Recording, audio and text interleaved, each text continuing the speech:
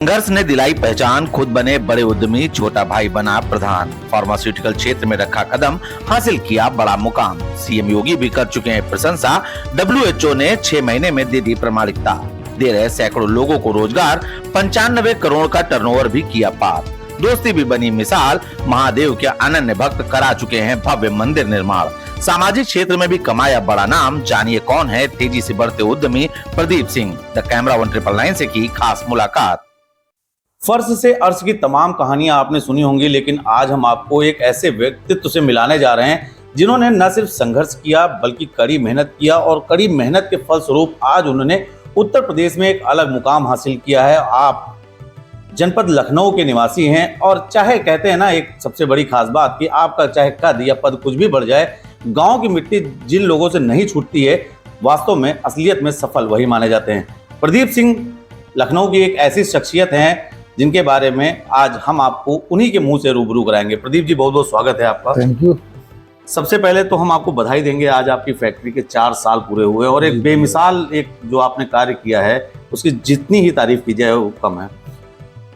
बढ़ते हुए कद के बारे में अगर हम बात करें तो जीवन में हर किसी के एक संघर्ष आता है जी।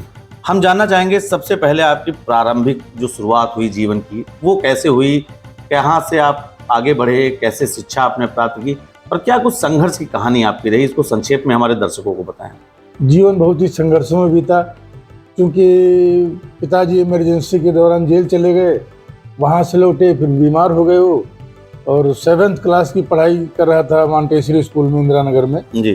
तो बेसिकली पापा ने शहर में मकान बनवाया था हम लोग को पढ़ाने के लिए जी। लेकिन उनकी डेथ हो गई। जब उनकी डेथ हो गई तो उसके बाद उसमें कोई साधन था नहीं, तो फिर वापस गांव आना पड़ा, उत्तर धौना जो हमारा जन्म स्थान है जी। फिर यहाँ सरकारी विद्यालय में पढ़ाई लिखाई शुरू की, फिर यहीं से इंटर हाई स्कूल किया, फिर इंटरमीडिएट किया। मतलब कुर्सी से सीधे टाट पट्टी पर आ गए। जी हाँ, बेंच से सीधे टाट पट्टी पे आए। फिर खेती वगैरह भी करते थे बाबा के साथ जी, और उसी से धीरे धीरे फिर पढ़ाई ज़्यादा हो नहीं पाई क्योंकि आर्थिक स्थिति ठीक नहीं थी जी जी। फिर ग्रेजुएशन के दौरान ही बाबा ने शादी करी, जो कि मदर फादर थे नहीं जी। उसके बाद से फिर 95 में फिर ठेकेदारी शुरू की। उसके बाद धीरे धीरे करते फिर 2000 में धर्म कांटा की स्थापना की जी। फिर 2008 में हमने एक विनियर प्लांट शुरू किया, छोटी यूनिट प्लाई की जी जी। उसको चलाया धीरे धीरे, उससे आगे बढ़ते गए। फिर 2016 में हमने प्लाईवुड की इंडस्ट्री पूरी स्थापित की, आसाम वुड प्रोडक्ट के नाम से, तो पूरे इंडिया में सप्लाई है प्लाईवुड की हमारी जी जी, और अच्छी क्वालिटी भी प्लाई बनाते हैं। उसके बाद हमारे मित्र हैं ये भानु प्रताप सिंह, उनके पार्टनरशिप में जमीन खरीदी थी हम लोगों ने रियल एस्टेट का काम करने की। अच्छा। फिर किसी से प्रेरणा मिली, एक हमारे मित्र हैं, पार्टनर है मिस्टर JP सिंह जी, वो 26 साल से CIB फ्लूट के काम में लगे हुए हैं, तो उन्होंने हम लोगों को सजेस्ट किया कि आप इस काम पे आइए। अच्छा। तो फिर 2017-18 में शुरू किया काम इसको, और 8 मार्च 2019 को इसका इनॉग्रेशन हुआ जी। उसके बाद से दिन पर दिन बढ़ते जा रहे हैं। आज की डेट में उत्तर प्रदेश के सबसे बड़े सप्लायर हम हैं। बड़ी बात है, बड़ी बात है। हाँ, और दूसरी यूनिट हम लगाने जा रहे हैं, जिसमें आप मान चलिए कि 2024 में हम इंडिया के सबसे बड़े IB फ्लूट के निर्माता होंगे, इंडिया के सबसे बड़े। कोशिश यही है। जब वर्तमान समय में जिस फैक्ट्री पे हम बैठे हैं, ग्लूकोज की फैक्ट्री है, अगर बात करें तो बाराबंकी के क्षेत्र में पड़ने वाली ये एकमात्र ऐसी फैक्ट्री है जिसको WHO ने प्रमाणित किया जी, एकमात्र। एक अगर हम आंकड़ों पे बात करें विश्लेषित, जैसे हमने आपके वहाँ कंपनी के सदस्यों से बात की, लाइसेंस प्राप्त करने के 6 महीने के भीतर ही WHO से प्रमाणक हासिल करना अपने आप में एक बड़ा अचीवमेंट हो जाता है। क्या कुछ इसके पीछे क्या कुछ खास वजह रही? खास वजह रही कि हम लोगों ने इस पे क्वालिटी पे बहुत ध्यान दिया और सफाई बहुत ज्यादा ध्यान दी जी। WHO की टीम जो आई, उसने यहाँ की जो सफाई व्यवस्था देखी जी, और जो क्वालिटी देखी, तो वो एक ही बार में उन्होंने, जबकि कई बार विजिट होते हैं जी जी, तो फर्स्ट टाइम में ही उन्होंने ओके कर दिया, और बड़ी तारीफ भी उनके द्वारा की गई। तो उसकी वजह से हम लोग विदेशों में सप्लाई, आज की डेट में Congo, south Africa, Iraq, Yemen, फिलिस्तीन, कई देशों, सब लगभग 1 दर्जन देशों में हमारी सप्लाई शुरू होने जा रही है। प्रदीप जी, एक व्यक्तिगत बात आती है कि उत्तर धौना जैसे गांवों से निकले जी, शहर की तरफ बढ़े, अब कदम विदेश की तरफ अग्रसर हैं, समाज सेवा में भी लगे हैं, धार्मिक बिंदुओं पर भी कार्य करते हैं। जीवन का ये संघर्ष जो था, ये बदलाव जो था, इसको प्रदीप सिंह व्यक्तिगत तौर पर किस तरह से देखते हैं? ये संघर्ष था, साथियों का सहयोग रहा, दोस्तों का भी साथ मिलता रहा समय समय पर, और वो गांव की जो जनता थी उसने बहुत प्रेम किया हमको, उसने हमको आगे बढ़ाने में बहुत मदद की। आपके छोटे भाई वहाँ से प्रधान भी हैं? 3 बार प्रधान रहे, इसके पहले हमारे बाबा प्रधान थे जी। आज एक चीज बताएं आपको, एक बेसिक चीज बता रहे हैं, बहुत कम आप सुने होंगे जी। हमारे गांव में जो गरीब लोग हैं, जो जमीन जब बेचते हैं जी। तो पैसा मेरे पास रखते हैं। अरे वाह। हाँ, कि भैया आप रख लो पैसा, जब हमको जरूरत होगी तो वापस दे मतलब देना। एक समझ लीजिए कि आप गांव के छोटे मोटे बैंक के हाँ, तरह भी ये स्थापित भी कह कर सकते चुके हैं हैं अपने आप तो को। गांव के लोग हमको, जैसे हमने कभी जमीन की रियल एस्टेट शुरुआत की तो लोगों ने उधारी रजिस्ट्री हमको कर दी जी। कि लोग तुम करो काम, बाद में हमको लोगों पैसे का दो। भरोसा बना हुआ है। जी प्रदीप जी, 95 करोड़ का आपने टर्नओवर हासिल किया है और really it is a biggest turnover in this circle. लगातार संघर्ष से आप वैसे भी कोई भी मुकाम हासिल कर सकते हैं। बात आती है किसी भी रोजगार की, किसी भी कंपनी की, तो उसमें बात आती है युवाओं के रोजगार की, महिलाओं को रोजगार से जोड़ने के लिए। इसके लिए आपकी कंपनी के क्या पैरामीटर्स हैं, क्या इसके लिए प्रतिबद्धता है और किस तरह से लोगों को आप रोजगार से जोड़ रहे हैं? अब प्रत्यक्ष रूप से तो 500 के लगभग कर्मचारी हैं हमारे यहाँ। अच्छा। अप्रत्यक्ष रूप से जैसे डिस्ट्रीब्यूटर है, डीलर है, मार्केट के लोग हैं, अलग अलग डिस्ट्रिक्ट में हमारे लोग हैं बैठे हैं जी। तो उससे अगर जोड़ा जाए तो 1000 के आसपास भी जा सकते हैं।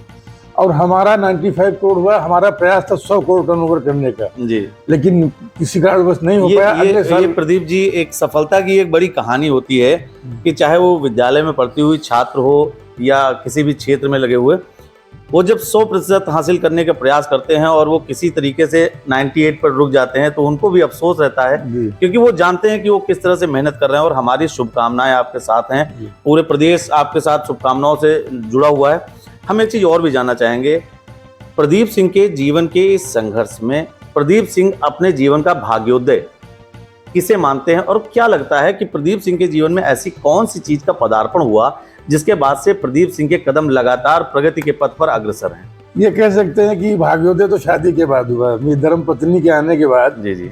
तो धर्म पत्नी के आने के बाद 6 ही महीने बाद मुझे नौकरी भी मिल गई थी, लेकिन मैंने नौकरी की नहीं जरा दिन। मतलब आपने कहावत वो चरितार्थ कर दी कि एक सफल व्यक्ति के पीछे एक महिला का हाथ जरूर होता है। उनका आज भी साथ है और बराबर सहयोग करती ये है। इंटरव्यू के दौरान का है कि ये व्यक्तिगत भी होता है कि अगर यहाँ पर ये जवाब नहीं देंगे तो घर पर जाकर डांट भी सुननी मिल सकती है? नहीं, ऐसा नहीं।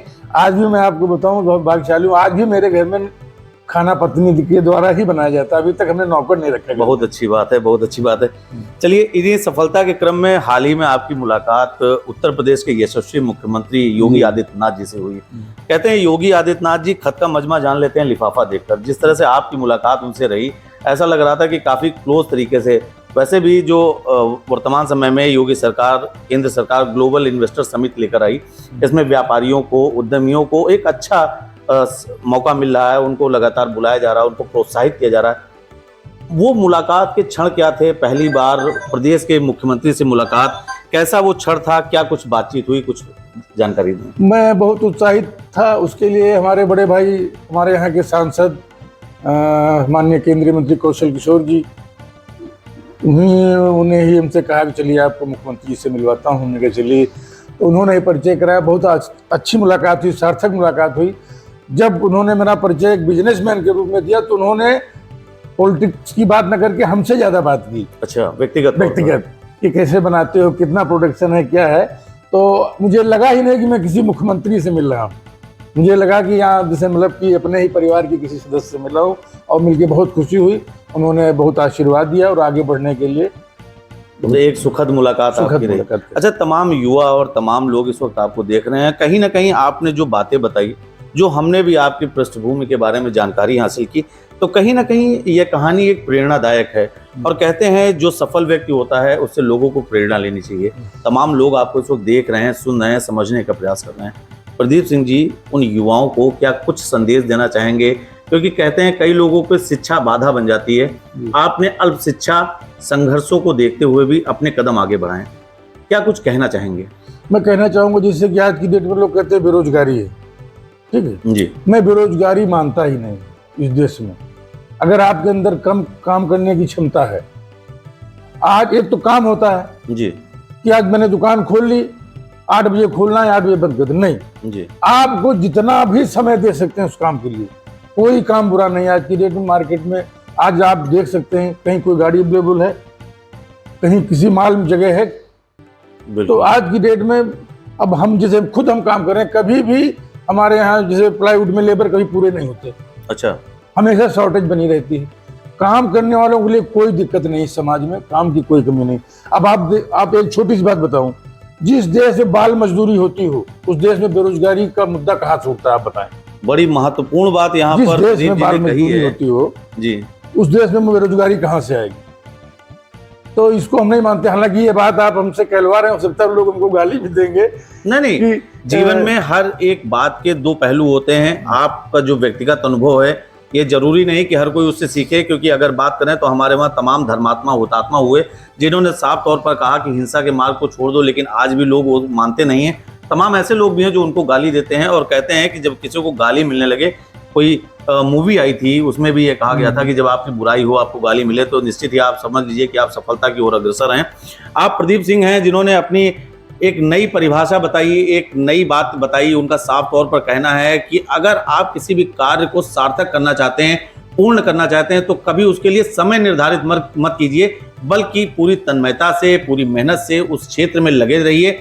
और यहाँ पर एक बात और भी देखने को मिली कि संघर्ष के साथ साथ ये जो मित्रता है, जिसमें इंटरव्यू में भी अधिकतर आप देखते होंगे कि हम अकेले 1 to 1 करते हैं, लेकिन इंटरव्यू के दौरान भी उन्होंने अपनी मित्रता नहीं छोड़ी और उनको यहाँ पर बुलाया। हम आपको बधाइयाँ देना चाहते हैं कि आप और भाई साहब की मित्रता ऐसी ही बनी रहे और तमाम युवाओं के लिए एक सार्थक संदेश गया है। एक प्रेरणादायक कहानी आपने देखी कि कैसे इन्होंने सीमित संसाधनों में आगे बढ़कर आज प्रदेश में अपना नाम कमाया है और उत्तर प्रदेश के यशस्वी मुख्यमंत्री के द्वारा प्रशंसा भी प्राप्त की है। लखनऊ से द कैमरा 1 999 के लिए नितेश मिश्रा।